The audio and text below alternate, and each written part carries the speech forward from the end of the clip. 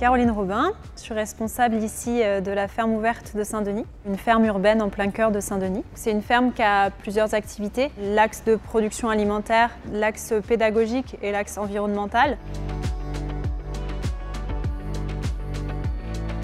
Groove, c'est vraiment la dernière pièce du puzzle qui montre les différentes activités de la ferme, puisque le projet Groove, Greenhouse to Reduce CO2 on Roof, ça a une vocation environnementale de réduction des impacts carbone et ça a une vocation aussi de production alimentaire.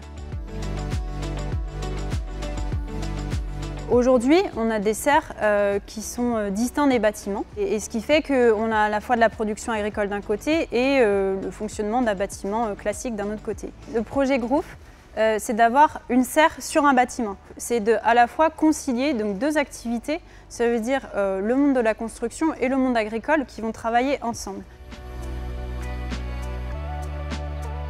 La serre qui est sur le bâtiment, elle va pouvoir récupérer une partie de l'énergie et de la chaleur qui est produite par le bâtiment en dessous.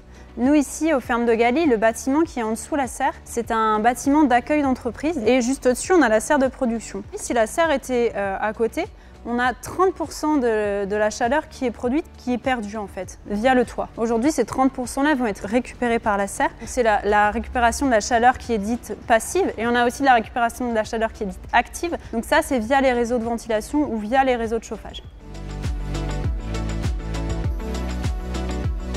Ça tombe super bien parce que les plantes qui se situent juste au-dessus, c'est très bénéfique pour elles d'avoir du CO2 et ça permet d'optimiser leur croissance. Aujourd'hui, dans les villes, on a un défi majeur qui est quand même de limiter l'impact carbone et ça se fait par limiter les émissions de gaz à effet de serre. Le fait d'avoir une serre directement sur une toiture, ça permet de produire localement et donc ça va permettre de ne pas avoir un transport en fait des tomates qui auraient pu être produites à 100 km d'ici.